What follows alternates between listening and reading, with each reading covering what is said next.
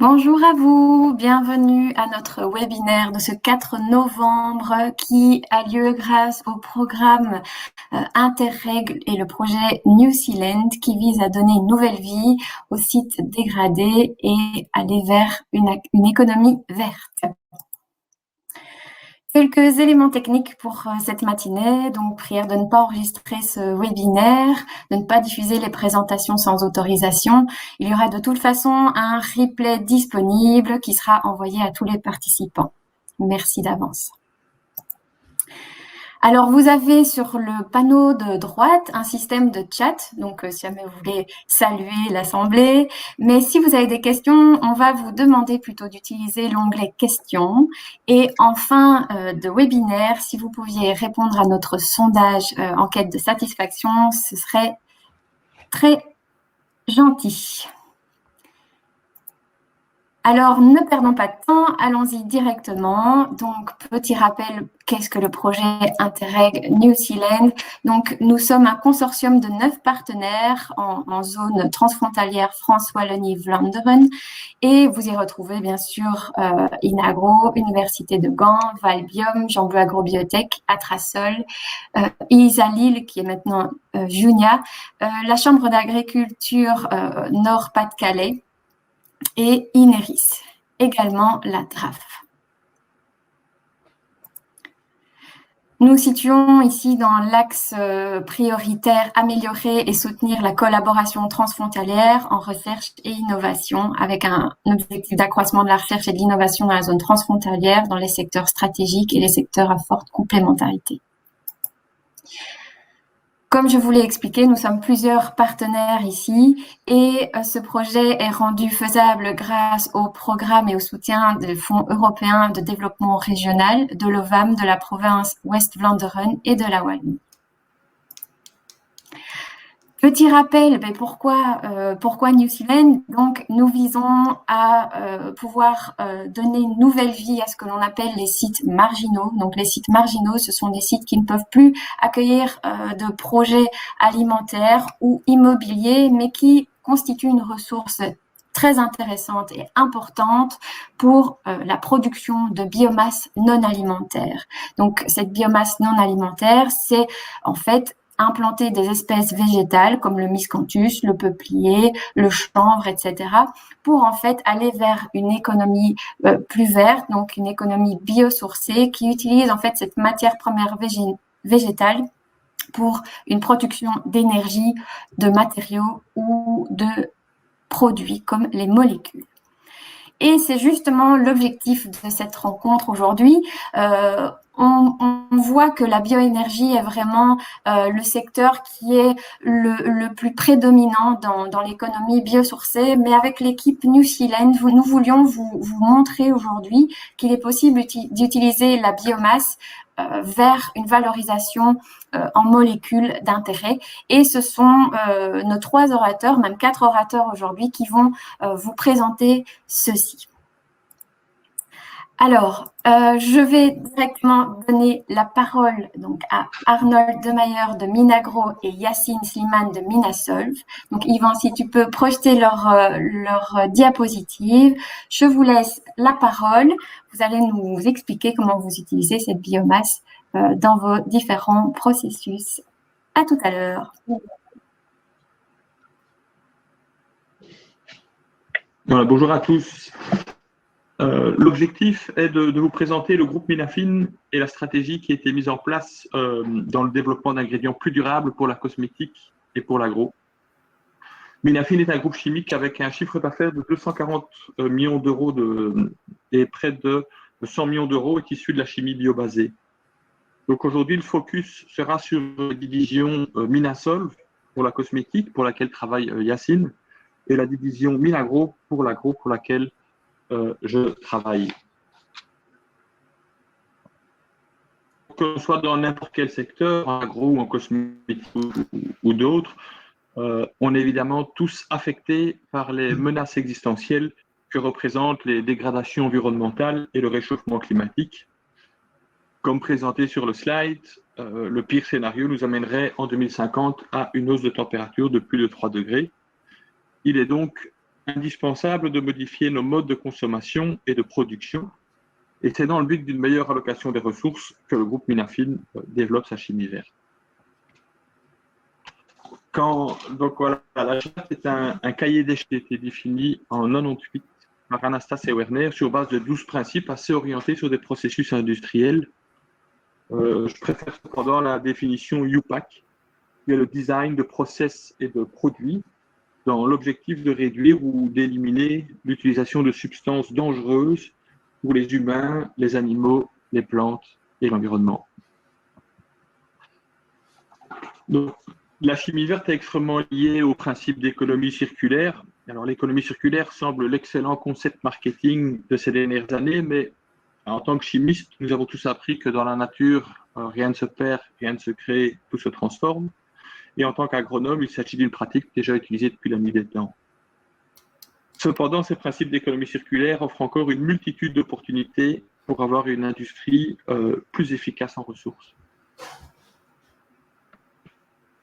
Ce besoin d'efficacité est défini chez Minafin par le concept de Green Solving Attitude, c'est-à-dire que dans nos développements, nous veillons à intégrer des matières premières biobasées ou sourcées durablement.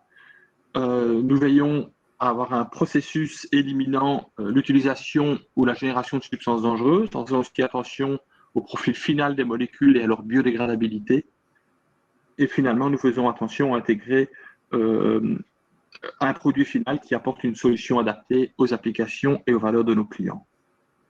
Nous allons maintenant vous présenter brièvement le groupe Minafin, qui a développé ce concept de Green Solving Attitude dans son organisation, avec pour cette présentation aussi un focus sur le développement réalisé en agro et en cosmétique. Donc voilà, je laisse la parole à Yacine. Il faut que j'allume mon micro, sinon ça marche moins bien. Merci Arnold et bonjour à tous. Donc voilà, comme disait Arnold, après cette brief introduction, je vais vous faire une présentation du groupe et vous parler un peu de Minafin et Minasolv, et Arnold reprendra sur Minagro. Donc dans le groupe Minafin, la chimie est notre passion et l'innovation et la croissance est un des moteurs du groupe pour avancer. Par contre, comme disait Rabelais, science sans conscience n'est que ruine de l'âme. Nous avons pris conscience qu'une innovation et une croissance sans le respect de l'environnement et une croissance qui ne serait pas raisonnée serait qu'un succès en demi-teinte. Donc, c'est pour ça qu'on a développé ce pôle de chimie verte chez Minasolv et la revalorisation de déchets, dont on va voir tout à l'heure. Tout ça dans un groupe assez diversifié en termes d'origine et de nationalité, parce qu'on est un groupe international. On a différents sites, 4 en Europe et 2 aux États-Unis. On est un groupe d'à peu près 250 millions d'euros de chiffre d'affaires avec 900 employés, dont 10% de ces employés sont investis dans la recherche et le développement. Et on touche pas mal de marchés, notamment la pharma qui reste le cœur de marché du groupe Minafin. Mais on retrouve plein d'autres activités, notamment la cosmétique qui prend de plus en plus d'importance et l'agrochimie. Ce qui est intéressant dans ce chiffre, c'est dans ces 250 millions d'euros de chiffre d'affaires, comme disait Arnold au début, il y a à peu près 100 millions d'euros de chiffre d'affaires qui est fait par des process de chimie verte. Ici, vous avez notre implantation à l'international. Comme je le disais tout à l'heure, on a 4 sites en Europe, dont le siège est basé à Louvain-la-Neuve en Belgique. On a le site de Dunkerque qui fait de la production pharmaceutique, Leuna et Beuvry qui font des productions en plus petits batchs. Et un site qui nous intéresse, nous, aujourd'hui, c'est le site de Memphis, Penakem, qui est spécialisé dans la chimie verte et la chimie du furfural et la revalorisation de biomasse, ce qu'on va voir tout à l'heure. En termes d'organisation, on a 2 grandes entités. End Markets, la division End Markets, ça va être les sociétés qui sont en contact direct avec le marché, comme Minachem par la pharma, Minasolv pour la cosmétique et Minagro pour l'agrochimie. Et on retrouve la deuxième division qui est Niche Technologie, qui eux vont plus se concentrer sur les process, sur le développement de procédés innovants, comme Penachem sur la chimie verte, EcoExtract sur l'extraction lipophile, Pressure Chemicals et Minascent sur des marchés qui vont moins nous intéresser aujourd'hui. Si on fait un focus sur la chimie verte, on a des développements qui sont faits chez Penachem, spécialiste du furfural et de la revalorisation de déchets, notamment à partir de la bagasse de canne à sucre.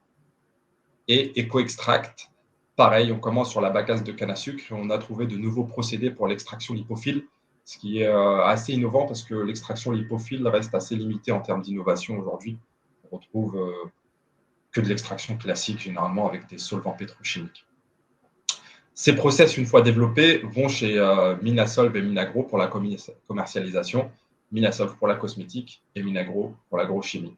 On retrouve aussi certaines aides applicatives apportées par Minasolv et Minagro, car sur notre site de Louvain-la-Neuve, on dispose de 2 laboratoires d'application qui nous permettent de travailler les ingrédients et les molécules issues de nos sites de production. Quelques exemples de biomasse concrets, ce qui se passe actuellement sur le marché. La bagasse de canne à sucre, en fait, lors de la production de sucre de canne, vous avez ce qu'ils appellent la mélasse, qui est un liquide sirupeux et marron, et la bagasse, qui est les fibres. Nous, on récupère les fibres qu'on recycle derrière pour en extraire le furfural et pour faire plusieurs dérivés à base de furfural. On retrouve aussi pour d'autres projets, notamment l'extraction lipophile, la revalorisation d'acènes de framboise, qui sont considérés comme un déchet pour l'industrie de la confiture, de la compote, etc. L'argan, la prune également. Là, un projet qui est intéressant, c'est qu'on récupère le tourteau de prune qu'on revalorise derrière. Et pour d'autres extraits, notamment des extraits hydrophiles, on retrouve du romarin, par exemple, ou plein d'autres biomasses. Ici, c'est que des exemples. Hein. On est à l'étude de plusieurs biomasses et on est ouvert à toute autre proposition. Un exemple concret qu'on a ici, c'est notre best-seller qui s'appelle commercialement le Elin 5. Chimiquement, c'est le 1,2-pentanediol qui est produit à partir de bagasses de canne à sucre dont on extrait le furfural. Et à partir de ce furfural, on est capable de faire différents dérivés par le biais de procédés d'hydrogénation catalytique. Et notamment l'alcool furfurylique qui est la matière de départ pour fabriquer le 1,2-pentanediol. Ce 1,2-pentanediol a différentes applications, notamment en cosmétique, parce que c'est un ingrédient cosmétique, sous le nom de penthylène glycol. Ça, c'est le nom cosmétique. Ils ont des noms différents entre le nom chimique et le nom cosmétique. Et le penthylène glycol est un ingrédient multifonctionnel en cosmétique qui peut aussi être un conservateur, un agent de conservation. Là, il y a gros intérêt applicatif parce que, comme vous le savez peut-être, la conservation en cosmétique est toujours un sujet. On a eu des polémiques autour des parabènes. Aujourd'hui, c'est le phénoxyéthanol. Il y a eu de la CIT-MIT également. Donc, le marché est criant et demandeur d'innovation naturelle sur les systèmes de conservation. Donc, ce penthylène glycol en est un. On a développé également un nouveau produit en 2018 qui est le phénylpropanol.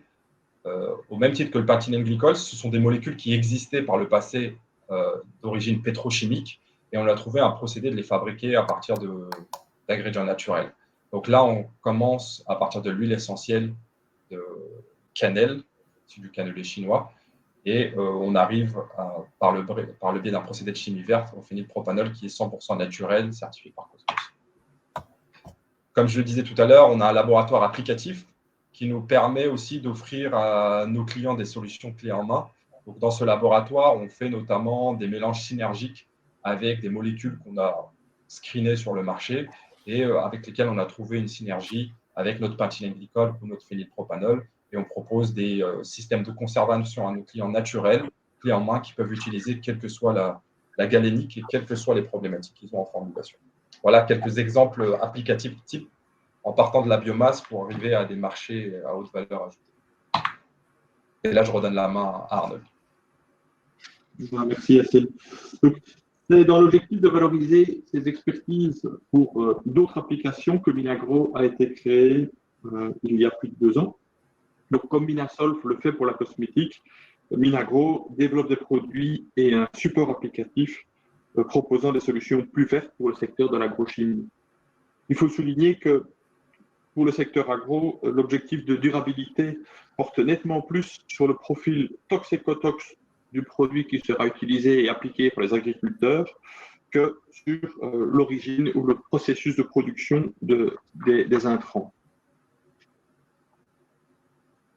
Pour l'agrochimie, nous avons considéré 4 axes de développement qui doivent permettre d'aider le secteur à répondre à ces exigences de durabilité, à trouver des alternatives aux solutions traditionnelles d'origine pétrochimique.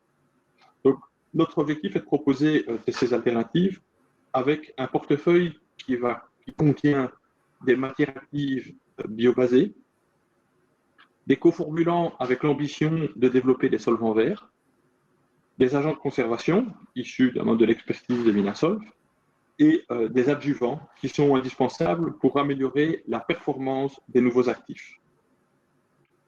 À part pour les produits destinés à l'agriculture biologique, principalement les biofertilisants, les impératifs de performance et de profil toxicotox sont nettement supérieurs à l'origine biobasée. Pour conclure, nous vous avons présenté différents développements qui ont pour objectif d'apporter plus de durabilité et de performance dans les applications cosmétiques et agro. Dans nos développements de produits biobasés, la durabilité va provenir des matières premières, des processus de production et de la consommation. Voilà pourquoi le choix des matières premières est capital et aura des répercussions sur toute la chaîne d'éco-innovation. Nos exigences dans la sélection des matières sera tant pour les caractéristiques du sourcing que pour les impératifs de performance qui en découlent. Donc, au niveau des caractéristiques du sourcing, nous pouvons considérer l'origine et l'attractivité de la biomasse, les impacts environnementaux et sociaux liés à la production de la biomasse, la variabilité dans la composition de la biomasse, la présence d'impuretés et la sécurité du supply. Ces points peuvent influencer la performance de notre offre marché et donc un sourcing non standardisé est une menace car ça va influencer nos processus industriels qui sont déjà optimisés pour des caractéristiques d'une biomasse bien spécifique. Toute la chimie du sulfural est vraiment optimisée par rapport à notre sourcing de bagages de canne à sucre. Et également, justement, ce sourcing standardisé sera une menace pour la répétabilité de la performance et la disponibilité de nos produits. Donc, il y a vraiment la valeur marché que nous avons pour nos clients. Voilà. Merci beaucoup.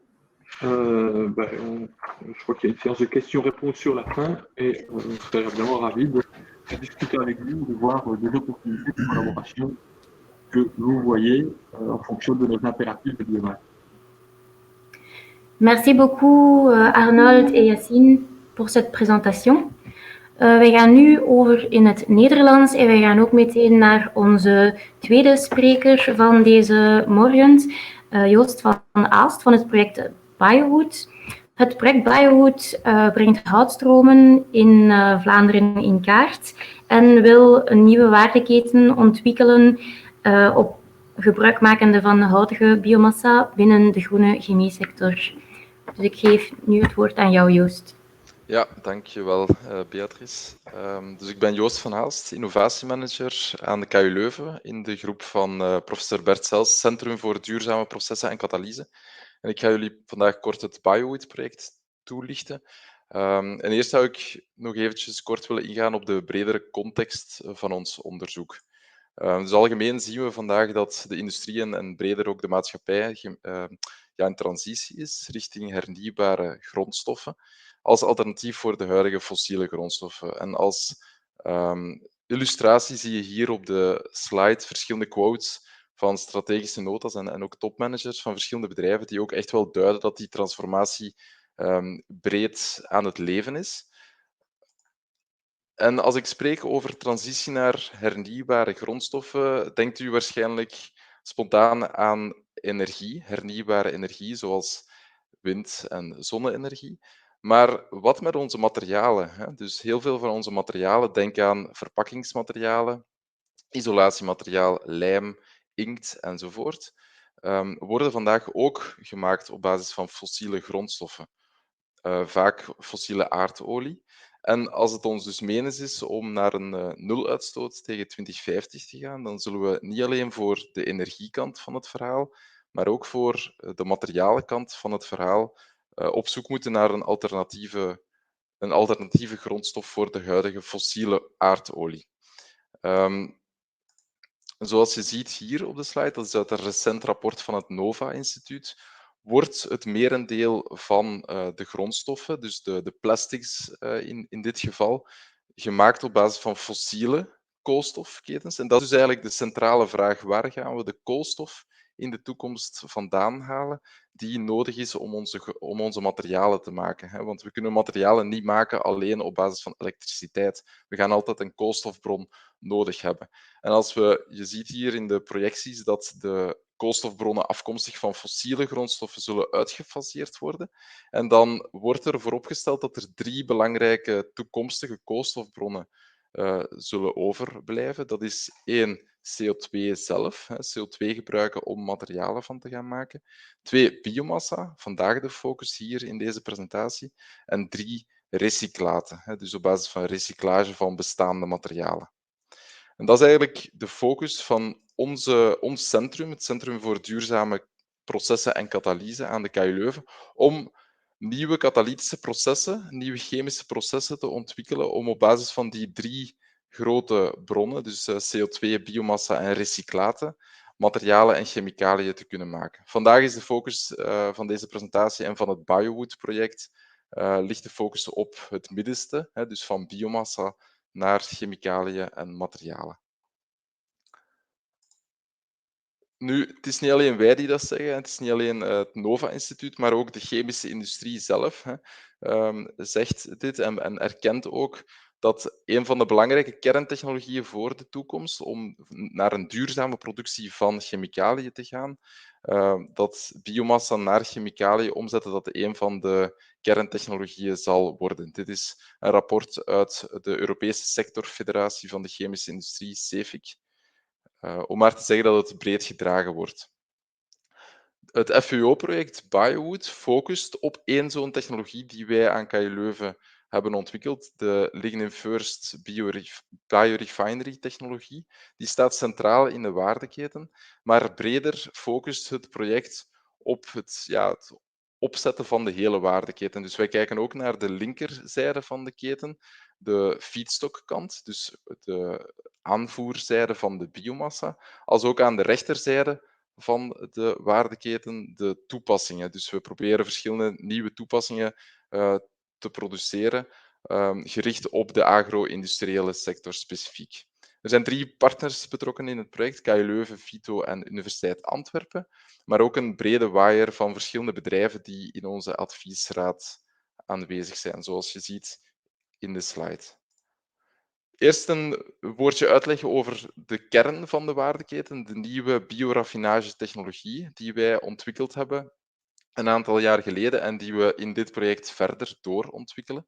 Dus dit is een katalytische technologie, dus wij gebruiken een katalysator in het hart van onze technologie.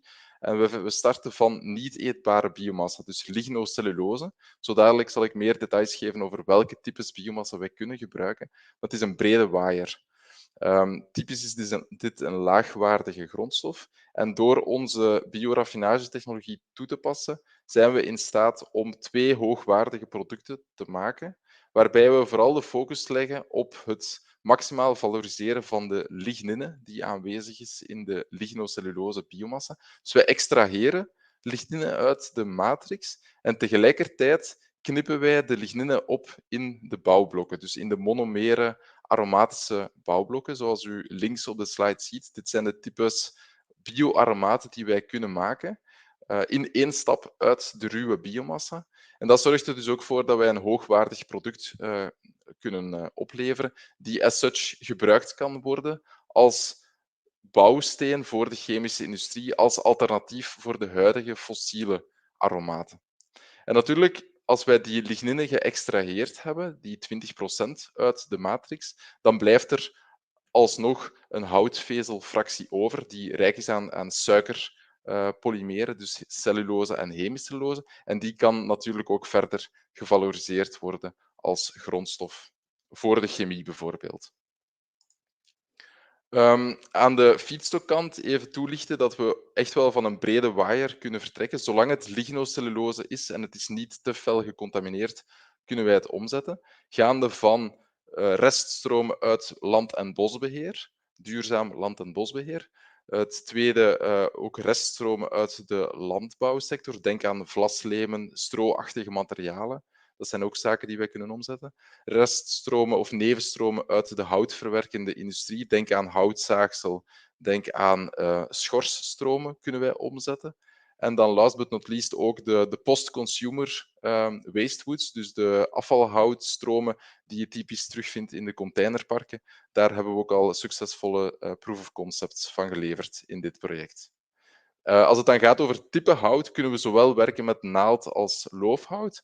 Ik moet er wel bij zeggen, natuurlijk het type hout waarvan we vertrekken, of het type biomassa waarvan we vertrekken, heeft natuurlijk wel een invloed op de samenstelling van de producten die wij maken. Dus je moet altijd goed nadenken over hoe dat je de waardeketen wilt opzetten, welke toepassingen wil je gaan maken. En op basis daarvan moet er een slimme selectie gemaakt worden van het type biomassa waarvan je vertrekt. Een beetje meer in detail. Dus wij vertrekken van lignocellulose. Lignocellulose biomassa is opgebouwd uit 3 grote biopolymeren. Lignine bovenaan, hemicellulose in het midden en cellulose onderaan. En dus in deze technologie proberen wij maximaal te focussen op de omzetting van de lignine.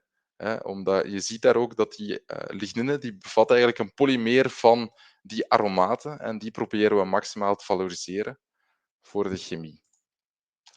Wat gebeurt er tijdens ons proces? De eterbindingen die aanwezig zijn in de lignine biomassa worden geknipt tijdens het oplossen van de lignine. Sorry. Dus dat is eigenlijk de eerste stap, het oplossen van de lignine en tegelijkertijd het knippen van de eterbindingen, waardoor je eigenlijk kleine bouwstenen bekomt. Maar die bouwstenen, die monomere aromaten, die zijn heel reactief. En daar zit de clue eigenlijk door het toevoegen van een katalysator in een reductieve omgeving. Dat is eigenlijk de uniekheid van ons proces. Zorgen we ervoor dat die reactieve bouwblokken dat die tegelijkertijd gestabiliseerd worden. En dat zorgt ervoor dat we ook echt effectief op het einde in staat zijn om een vloeibare lignineolie te maken die gemakkelijk verder geprocessed kan worden voor de chemische industrie en die ook zeer hoogwaardig is. En ook alle intrinsieke functionaliteiten die aanwezig zijn, initieel in de biomassa, dat die ook behouden blijven. Nu, zoals ik zei in de inleiding, het BioWood-project focust niet alleen op de verdere ontwikkeling van de bioraffinage-technologie, maar kijkt ook naar de aanvoerzijde van de biomassa, dus de linkerzijde van de waardeketen. Dit is een taak die uitgevoerd wordt door collega's van ons, ook aan de KU Leuven, van het departement Land- en Bosbeheer. En zij proberen in het BioWood-project, ze hebben het gedaan om een nieuwe boskaart op te stellen, die meer nauwkeurig is ten opzichte van vorige versies van boskaarten. En typische informatie die uit dit type van boskaart naar voren komt, is waar is het bos precies aanwezig in Vlaanderen? Welke soorten zijn er aanwezig? Wat is het bosareaal? U ziet hier een nieuwe inschatting van 162.703 hectare. En natuurlijk daarmee gepaard gaande van hoeveel hout wordt er vandaag al geoogst en wat is het potentieel om te oogsten. Hoe verschilt deze boskaart ten opzichte van vorige versies van de boskaart? Bijvoorbeeld residentiële zones zijn er uitgehaald. Ook kleinere bosfragmenten zijn meegenomen.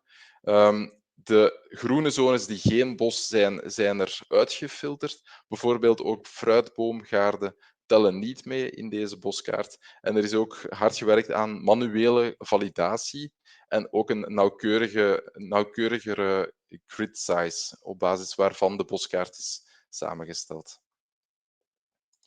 Nu, op basis van die boskaart zijn er dan ook scenario-analyses gebeurd in het BioWood-project. Daar zijn ze nu nog mee bezig, dus het project is nog lopende. En dit is een plausibele visie op de toekomst. Dus op basis van de boskaart is er een scenario-analyse gebeurd van hoe gaat het bos evolueren richting 2050. En je ziet hier dat er wel degelijk een toename verwacht wordt, zowel van het bosareaal zelf als ook van het potentieel om te gaan oogsten.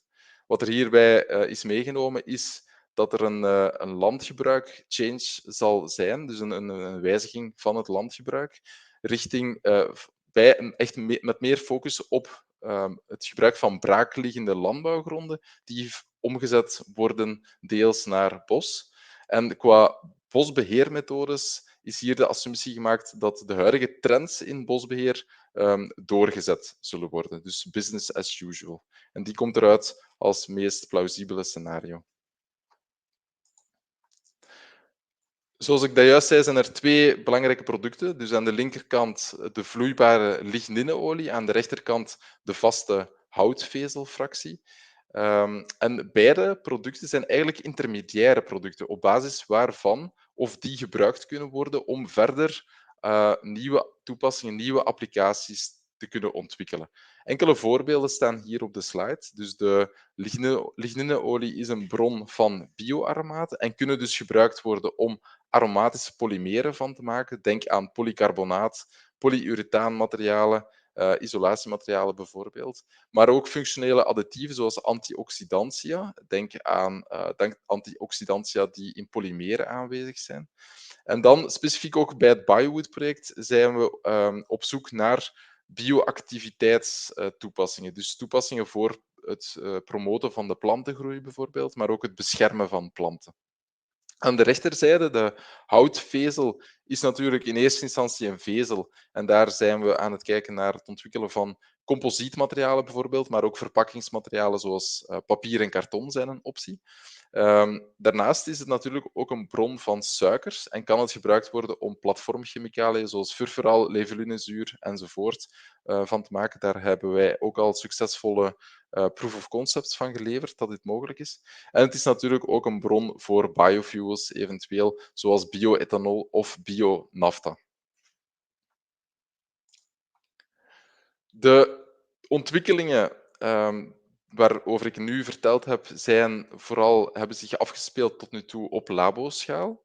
En we merkten dat er zeer veel interesse kwam vanuit industrie, maar dat het nog iets te vroeg was om te investeren zelf in een groter pilootschaal. En daarom hebben we een aantal jaren geleden zelf de beslissing genomen als KU Leuven om zelf die stap te gaan zetten. En dat is wat we vandaag aan het doen zijn. Dus we zijn een pilootplatform aan het designen en aan het bouwen op dit moment, die in staat zal zijn om dit proces op kilogramschaal te gaan demonstreren.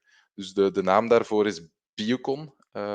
In het midden van de slide ziet u een figuur van hoe dat de pilootinstallatie eruit zal kijken. En de ambitie is natuurlijk om dan de komende jaren de technologie verder te gaan doorontwikkelen richting uiteindelijk de commerciële schaal, waarbij we op kilotonschaal hopelijk de technologie zullen kunnen ontwikkelen. Nu, hoe zo'n commerciële plant er dan uit zal zien, dat is ook een deel van het BioWood-project.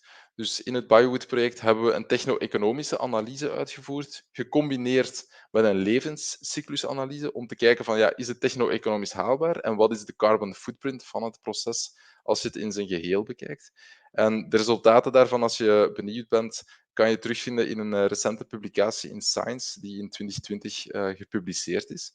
Nu, ik kan zeggen, dus algemeen is het techno-economisch zeker haalbaar en ook het potentieel om naar zelfs negatieve emissies te streven, dus netto koolstof CO2-opslag door ons proces toe te passen, is aanwezig.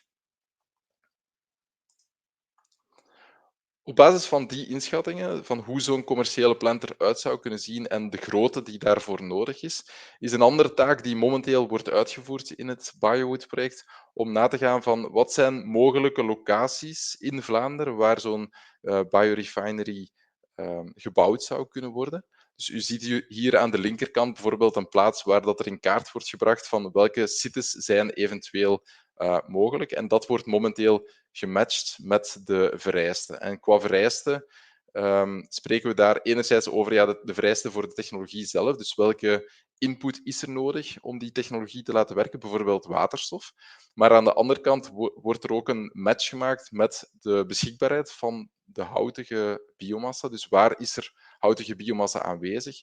En uiteraard een schakel daartussen is dan de logistiek. Hè. Dus daar alle logistieke wegen, bijvoorbeeld wegtransport en watertransport, worden in kaart gebracht om dan zo te stimuleren van wat zou een optimale locatie kunnen zijn en hoe moet die waardeketen dan precies georganiseerd worden.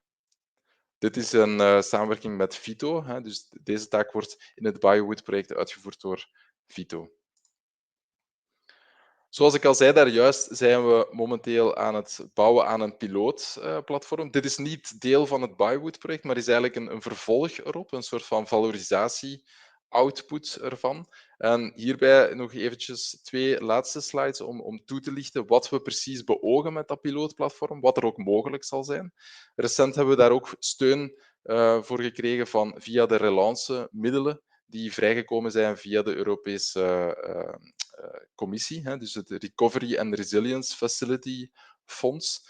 En dat laat ons toe om de piloten die we aan het bouwen waren verder uit te gaan breiden. Onder andere met geavanceerde analysetoestellen, maar ook met nieuwe infrastructuur om de olie die er dan uitkomt, om die verder te gaan opzuiveren, om die ook te gaan scheiden in zijn componenten. En last but not least, om de olie ook verder te gaan omzetten richting applicaties, richting toepassingen. Heel dit platform zal gebouwd worden in Lovenjoul, dat is dichtbij Leuven, op een nieuwe site van de KU Leuven, genaamd Transfarm. En dat is een pilootsite voor groene chemie. Dus eigenlijk voor breder de circulaire bio-economie verder een boost te kunnen geven. U ziet hier op de slide hoe dat de hal er vandaag uitziet. En daar gaat onze pilootinfrastructuur in gebouwd worden. Wat is het doel van het platform? Ja, enerzijds de technologie verder ontwikkelen en de-risken. 2, grotere stalen maken van de olie en de pulp op kilogramschaal, om op die manier ook te kunnen samenwerken met bijvoorbeeld ook bedrijfspartners, om gezamenlijke ontwikkelingsprojecten te kunnen uitbouwen. En ten derde natuurlijk om de technologie zodanig te de-risken dat we toekomstige investeerders kunnen overtuigen om die verdere doorschaling mogelijk te maken. Hierbij zou ik ook onze verschillende sponsors en partners willen bedanken, met dan nadruk vandaag op het FVO, omdat het een FVO-project is, Biowood. Voilà. Dank u wel voor de aandacht en als er vragen zijn, stel ze gerust. Dankjewel Joost voor jouw presentatie. En ik zie dat er al een heleboel vragen zijn ook voor jou, dus dat zal er zeker niet aan mankeren. We gaan nu over naar onze laatste en derde spreker van vandaag en dat is Damien de Riberol van het Interreg-project BioWill. Dus het project BioWill focust op het gebruik van wilg voor de productie van materialen en van moleculen met toegevoegde waarde. Donc, je te donne la parole, oui. Damien. Merci. Bonjour. Alors, le projet qui s'intitule BioWill, c'est un projet Interreg qui regroupe un consortium de plusieurs pays. Il y a des Anglais, des Gallois, des Irlandais, des Belges et des Français. Le but de ce projet BioWill qui a commencé en 2020 pour 3 ans d'expérimentation et rentre bien en fait dans l'économie circulaire dont on parlait dans la première présentation. C'est-à-dire, le but du jeu, c'est de produire, finalement une nouvelle source de revenus pour des agriculteurs, une source de revenus à forte valeur ajoutée pour les agriculteurs. Et ce schéma doit être circulaire, c'est-à-dire qu'il doit y avoir 0 déchet. On part de la production de sol, de l'arbre. De cette production de sol, on en extrait différents coproduits. Le principal coproduit à forte valeur ajoutée, c'est l'acide salicylique. C'est la molécule de l'aspirine qui se trouve naturellement dans l'écorce du sol pour en faire des produits pharmaceutiques. Et le deuxième coproduit, il viendrait en fait dans des méthaniseurs qui seraient digérés. De ce digestat issu du méthaniseur, on les remettrait directement dans les plantations de sol. C'est-à-dire qu'il y aurait 0 déchet. C'est moi qui fais passer... Ouais, c'est ça. Alors, il y a différents sites de production de sol. Cette année, on va utiliser 32 variétés de sol différentes qui sont issues essentiellement de la collection d'une station de recherche en Irlande qui est AFBI. Donc, il y a un site en Irlande, 2 sites en Irlande de production et 2 sites en France. En France, on teste ça sur 2 types de sols différents. Un sol, j'allais dire, profond, en limon, et un deuxième type de sol qui est un sol plutôt sableux. Alors, pourquoi sableux, qui est un peu antagoniste par rapport à la production de sol, qui est une plante qui est très gourmande en eau? Parce que dans la littérature, on a vu que le sol avait tendance à produire plus d'acide salicylique en conditions de stress hydrique qu'en conditions normales. C'est une hypothèse à vérifier. Dans ces variétés de sol, le but du jeu est de trouver un compromis de classer les variétés et de trouver un compromis entre la forte valeur, entre la forte production d'acide salicylique et la forte production de biomasse. Donc, on va hiérarchiser les variétés avec ces 2 critères. Et alors, le principal risque dans ce projet est la non-production de sol à cause des conditions climatiques. C'est ce qui est arrivé la première année d'expérimentation. Donc là, c'est les différents sites d'expérimentation. Ils sont dans le nord. Là, vous avez Calais, là, vous avez Arras, là, vous avez Lille, et les sites de production sont ici, juste en dessous d'Arras, à 30 km au sud d'Arras. Donc, il y a 3 réplications avec les mêmes variétés. Donc là, c'est le deuxième type de sol, le sol sableux. Alors, la première plantation a eu lieu en avril 2020. Alors, je ne sais pas si vous voyez bien, il y a les types de sols. Ça c'était 15 jours après la plantation. Les premières pousses sortaient. Et donc, le bilan météo de l'année culturale 2020, il y a eu en moyenne, depuis la plantation jusqu'à fin septembre, donc ça c'est les météos sur les 2 sites, hein. Il y a eu en moyenne 2,7 mm d'eau par semaine et des températures moyennes de 17 degrés. Ce qui fait que en France, toute la production de sol a été décimée. Vous voyez, alors je ne sais pas si on voit vraiment, si ça, on ne peut pas agrandir. Il y a eu un taux de mortalité supérieur à 90% sur les 2 sites. Donc, la première année d'expérimentation a été jetée à la poubelle. On a tout recommencé cette année. Il y a eu les nouvelles plantations qui ont été faites en avril 2021. On a changé également le travail du sol. On a fait un travail du sol profond pour que le sol puisse s'implanter plus facilement. On a utilisé une planteuse de forestier, parce que l'année dernière, on l'avait plantée à la main. Donc, planteuse de forestier. Là, le taux de reprise des sols est supérieur à 87% cette année. Et il y aura une première récolte qui se fera cet hiver. Donc, pour l'instant, je n'ai pas de résultats à vous présenter. Je crois que j'en ai terminé. Donc là, c'est le schéma avec toutes les variétés de sols par bloc, le bloc 1, bloc 2 et bloc 3. Et les blocs en noir sont les blocs qu'on n'a pas reçu les variétés parce que c'était issu d'une autre station de recherche qui ne voulait pas nous prêter les variétés.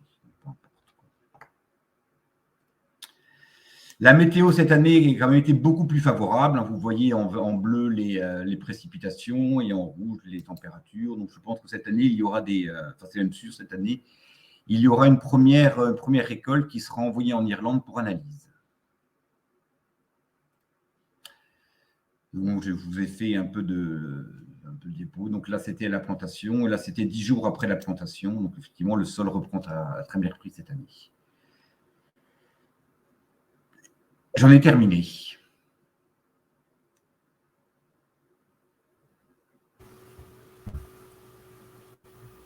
Merci pour cette présentation, Damien. Ok. Yvan, est-ce que tu pourrais remettre les diapositives? Oui, Voilà,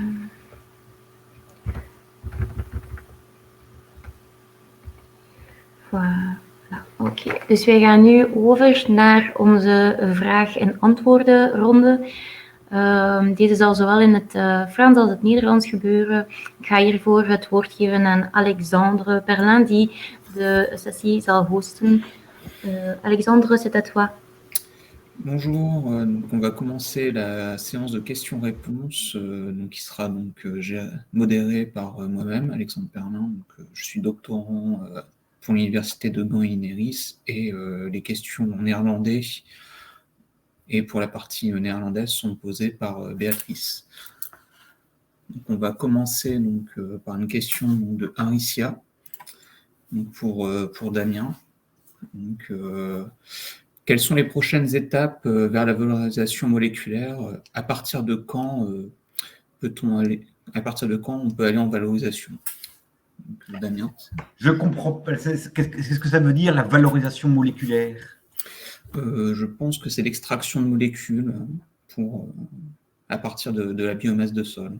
Ah ben, on l'extrait une fois que le sol est récolté. Il est écorcé d'une manière mécanique et l'extraction se fait dans la semaine. C'est très, très, très rapidement. Ok. Et la valorisation, après, il suffit de... Là, moi, en fait, je ne suis pas dans le process de valorisation. En fait, chaque participant a sa tâche bien définie. Moi, je suis au niveau de la production du matériau biosourcé.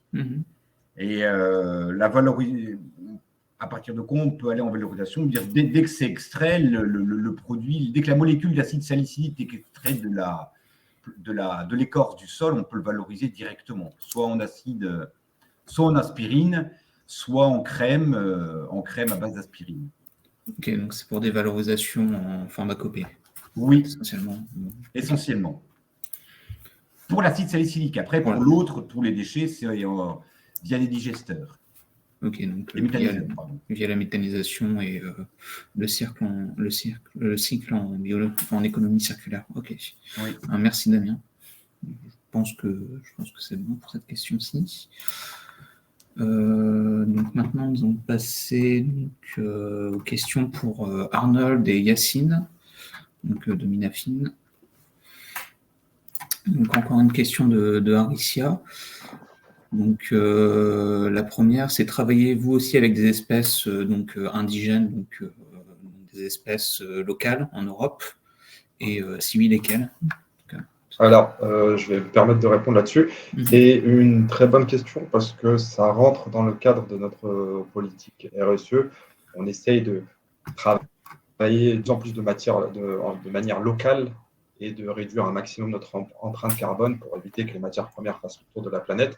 C'est un problème qu'on a relevé en cosmétique, notamment dans l'extraction d'extraits d'actifs pour la cosmétique, c'est que souvent on retrouve des plantes hyper exotiques qui sont collectées en Australie ou dans la forêt amazonienne pour faire venir 25 kilos en cargo réfrigéré. Pour nous, c'est un non-sens écologique. Donc pour ça, on est en train de travailler sur un nouveau projet d'extraction qui est fait à partir de notre Reading 5, notre 1,2-pentanediol végétal. Et le cœur de ce projet d'extraction, c'est de valoriser les plantes autour du bassin méditerranéen. Donc là, on travaille sur plusieurs origines qu'on a montrées lors de notre présentation, comme le romarin par exemple. On retrouve des origines aussi France, des origines Maroc, des Espagne, Portugal. Donc voilà, on pense que le bassin méditerranéen est assez riche en flore et on retrouve des molécules qu'on retrouve sans être péjoratif, un bête extrait de romarin qui sont équivalentes en termes d'activité à des molécules extrêmement exotiques qu'on retrouve sur une plante perchée en haut de l'Himalaya.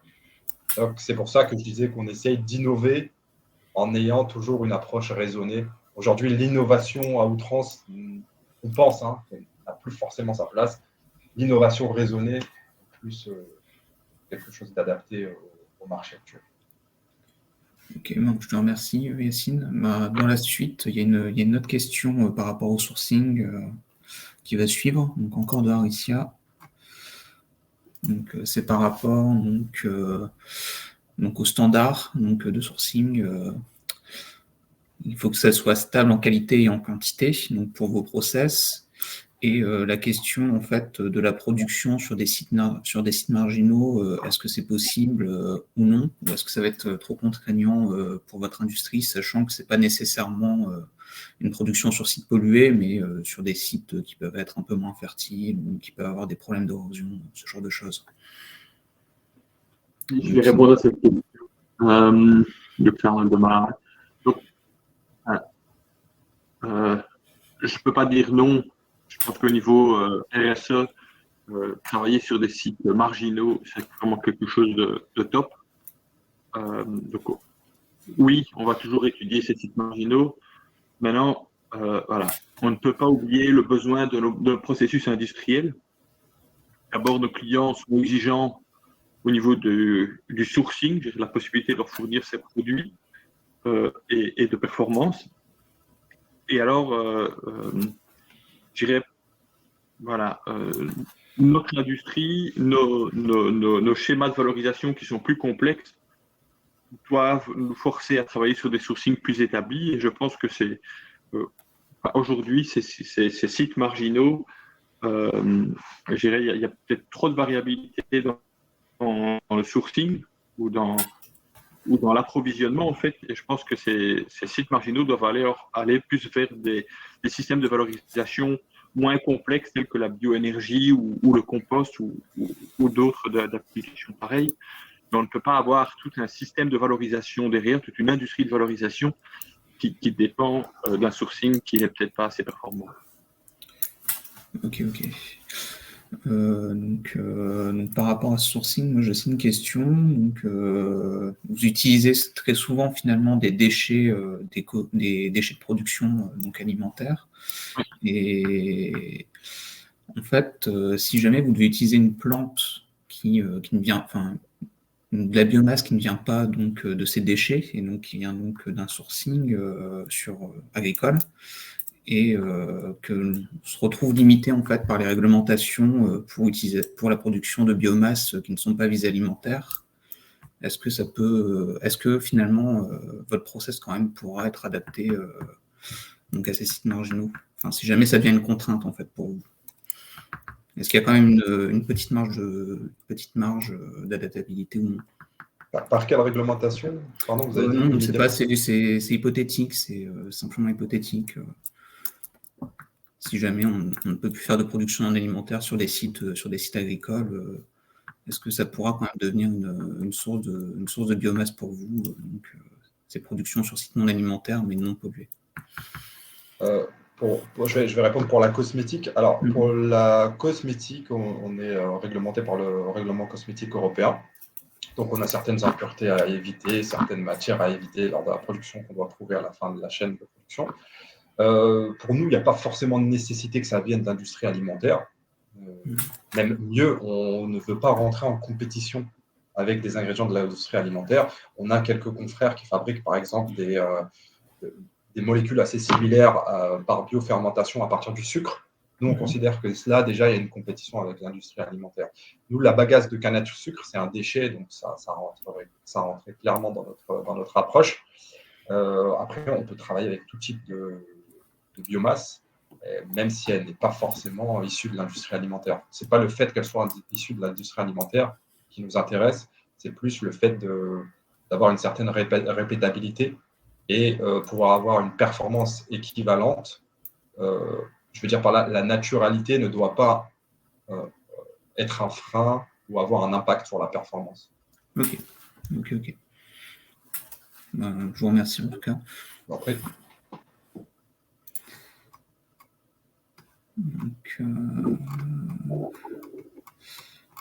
Donc là, c'est fini pour les questions en français. Donc, Béatrice, je vais te passer la main.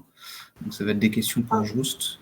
Je ne pense pas que tu vois la partie questions. Tu puisses les mettre en direct. Oui. Je vais faire pour... Oui. Ja, oké, het lukt. Dus we gaan over naar de vragen voor de presentatie van Joost. Ik ga even kijken of ik de eerste vraag heb. Ja. Dus Joost, een eerste vraag voor jou is hoe het proces binnen het Biowood-project verschilt van het huidige proces om papierpulp te maken in de papierindustrie. Je ga het even in het Frans ook vertalen.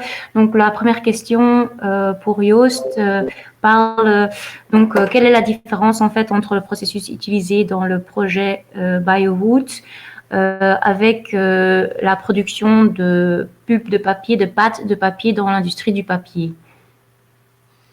Ja, bedankt voor de vraag. Zeer interessante vraag en heel terecht ook. Maar ik kan direct zeggen, het is eigenlijk fundamenteel verschillend, ons proces. Maar tegelijkertijd lijkt het er wel op, omdat de waardeketen zo gelijkaardig is.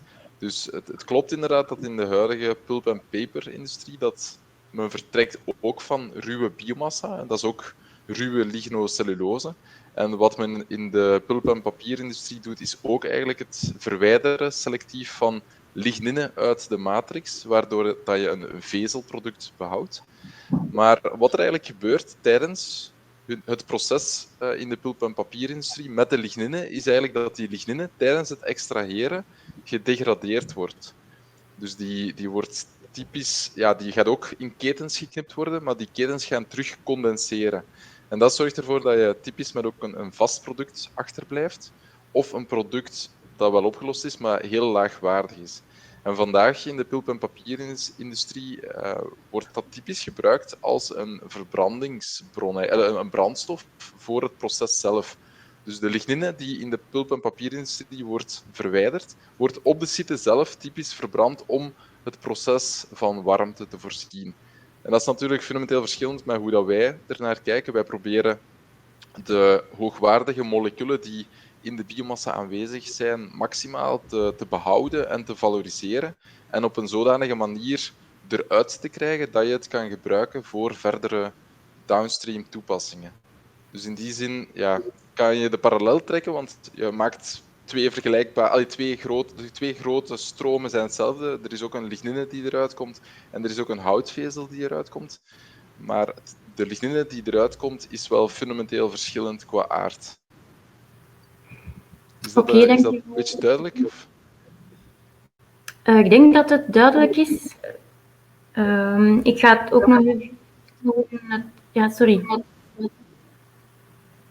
Oké, ik ga het ook even in het Frans kort vertalen. Donc, la question était donc quelle est la différence dans le processus donc de Biowood et donc de l'industrie du papier dans la production dans le procès de pulping. Donc en fait, il y a donc la différence se trouve dans l'extraction de la lignine. Donc on a bien deux processus qui se ressemblent mais qui sont quand même différents. Donc dans les deux cas, on va extraire de la lignine. On va dans l'industrie du papier, pendant l'extraction de la lignine, on va en fait dégrader la molécule.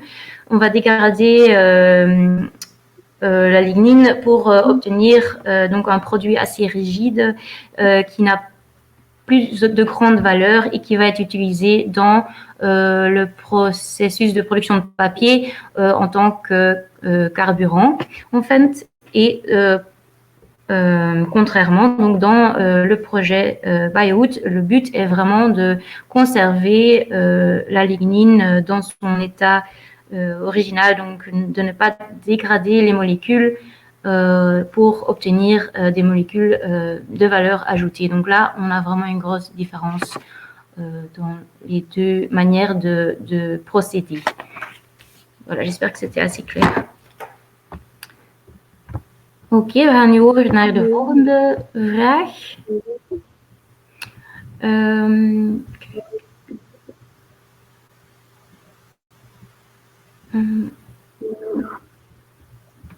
Oké.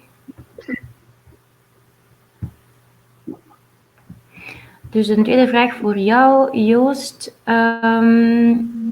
Ja, daar ga ik straks het nog even over hebben. Wij hebben een online tool gecreëerd binnen het New Zealand project, op de welke wij biomassa-gebruikers en grondeigenaars in kaart brengen.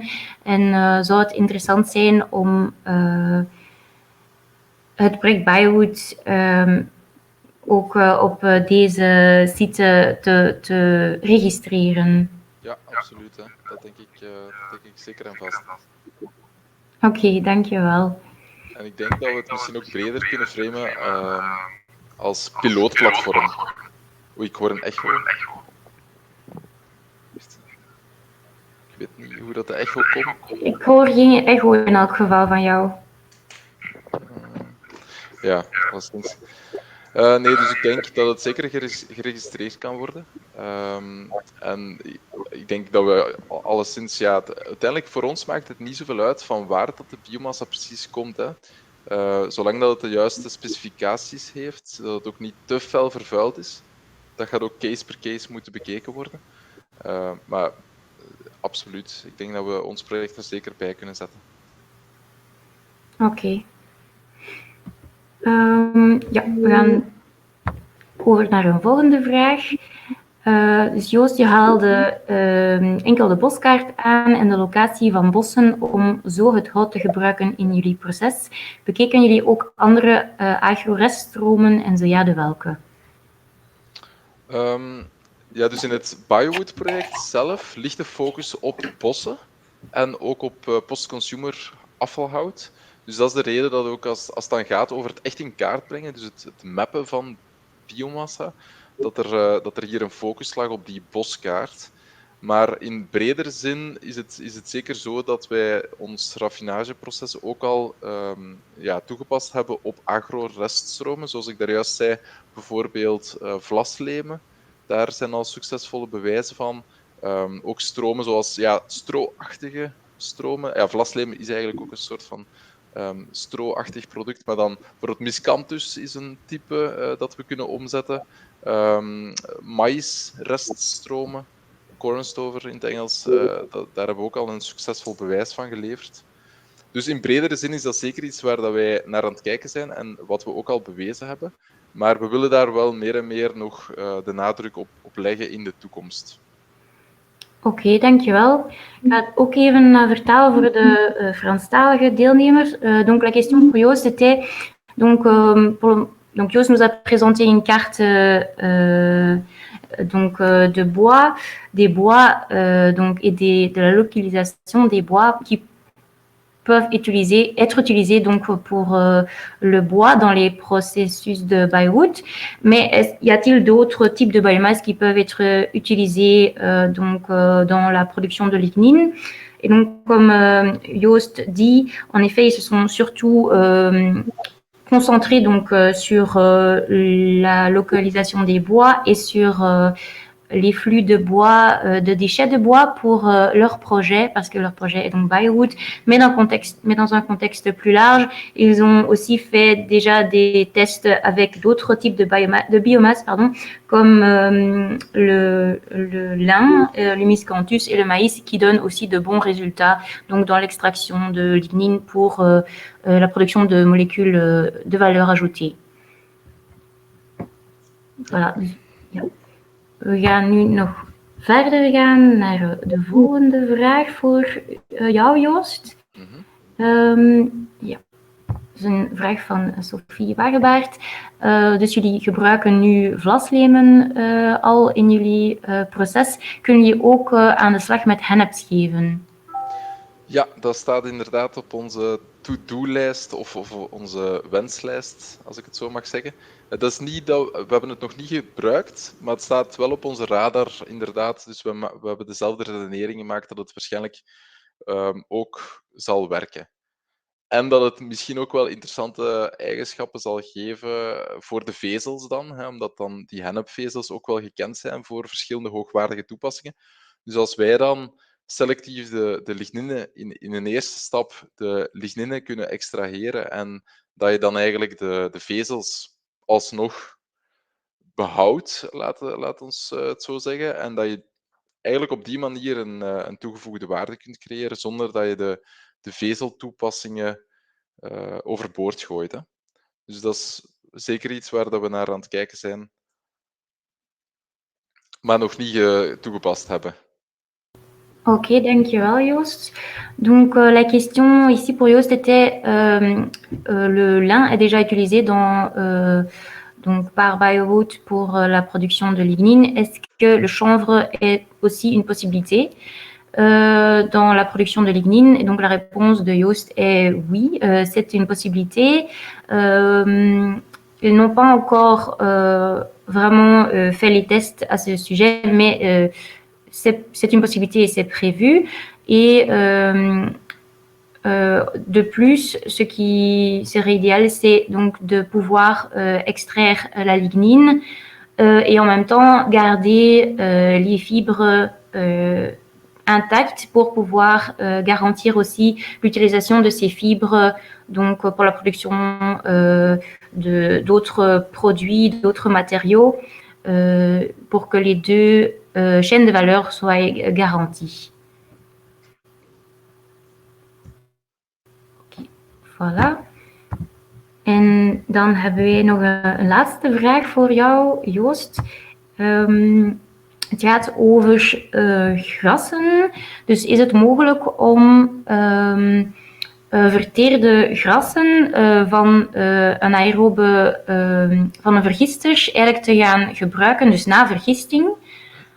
Deze grassen zijn dus rijk aan lignine, maar ze zijn vaak, of ze kunnen vervuild zijn vanwege andere biomassa dat in de vergister wordt meegebruikt. Dus is het mogelijk, zijn er bepaalde tussenstappen die nodig zijn om deze grassen te gaan gebruiken binnen het project BioRoot? Ja, het zou interessant zijn om te weten wat de samenstelling precies is van die organische biosludge. Dus ik denk dat dat dan een eerste stap is. Ik denk dat het zeker wel een interessante vraag en een suggestie is. Die mij ook wel triggert om een beetje te kijken naar van, ja, wat is de samenstelling? Dat is altijd de eerste stap, hè, van ja, wat zit er precies dan in die organische fase? En zijn daar eventueel elementen aanwezig, bijvoorbeeld zwavel enzovoort, die eventueel ons proces kan verstoren? Dus dat is een beetje een eerste stap. Als die organische fase louter bijvoorbeeld een vooral suikerrijke stroom is, dan zie ik relatief weinig problemen, maar ik vermoed dat dat niet het geval is. Dus daar moeten we eens kijken. Want het is zo dat tijdens ons proces zelf gaat een deel van de suiker gaat ook in oplossing komen. Dus onze olie die is niet puur lignine. Dat is altijd een mengsel van lignine-monomeren die geknipt zijn, plus dan ook een deel suikerstroom. Dus dat is sowieso een organische fase. En dan is het wel zo dat wij in vervolgstappen wasstappen doen. Hè? Dus om dan tot een zuivere lignineolie te komen. Dus als er bijvoorbeeld oorspronkelijk bij de biomassa al een deel opgeloste suiker aanwezig is, dan lijkt me dat geen groot probleem. Als dat natuurlijk een organische fractie is die daarbovenop nog verschillende andere, bijvoorbeeld anorganische contaminaties bevat, ja, dan zou ik zeggen van, dan moeten we dat eens testen en kijken van of dat het onze katalyse eventueel negatief beïnvloedt. Maar dus ja, zeker interessant. En dus, als je daar meer informatie over hebt, dan mag je zeker altijd contact opnemen. En dan kunnen we dat verder bekijken. Oké, dankjewel voor jouw antwoord. Ik denk dat Marcella misschien verder met jou contact kan opnemen hierover. Ja, absoluut. Donc je vais poser la question et répondre à la question en français. Donc, est-il possible d'utiliser le produit restant donc, après digestion anaérobique, donc quand on utilise de l'herbe, de l'herbe, oui, voilà, de l'herbe. Pardon, c'est un peu difficile pour moi de traduire. Donc la question est en fait si on peut utiliser cette herbe, donc après digestion anaérobique, pour l'extraction de lignine. Et la réponse de Joost est que, en principe, oui, c'est possible, mais il faudrait donc faire des tests. Et c'est surtout, ça dépend surtout de donc des autres produits qui sont donc mis dans le réacteur donc pour la digestion anaérobique. Donc s'il s'agit surtout de sucre, il ne devrait pas avoir beaucoup de problèmes, mais si on a des contaminants anorganiques, si on a des contaminants, là il y aurait peut-être des problèmes pour l'extraction de la lignine, donc voilà, c'est à voir.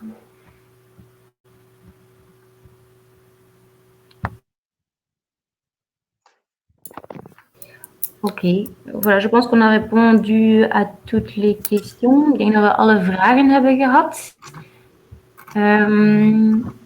Ja, dus we gaan dan verder naar het laatste deel van de webinar van vandaag. Ik wil jullie nog even de tijd nemen om jullie onze online tool te presenteren.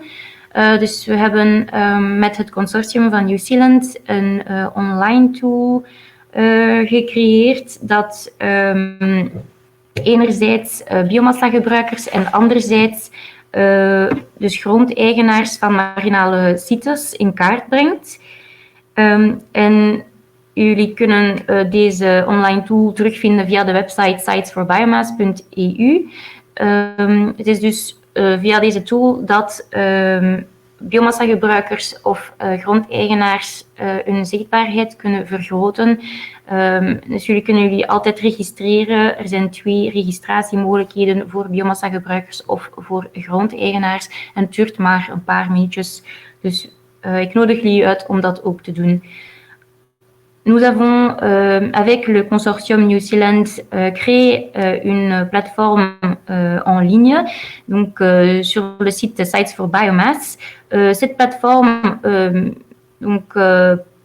montre en fait ou met en carte les utilisateurs de biomasse d'un côté et de l'autre côté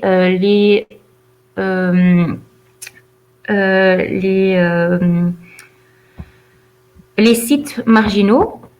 Nous vous invitons de vous enregistrer sur notre carte en ligne en tant que utilisateur de biomasse ou en tant que gestionnaire de site pour avoir une plus grande visibilité de votre site ou de votre biomasse en tant qu'utilisateur de biomasse. Voilà, je laisse la parole à Aricia. Merci Béatrice, merci à tous pour vos participations en tant qu'orateur, mais aussi voilà pour être derrière l'ordinateur à écouter toutes ces informations très intéressantes.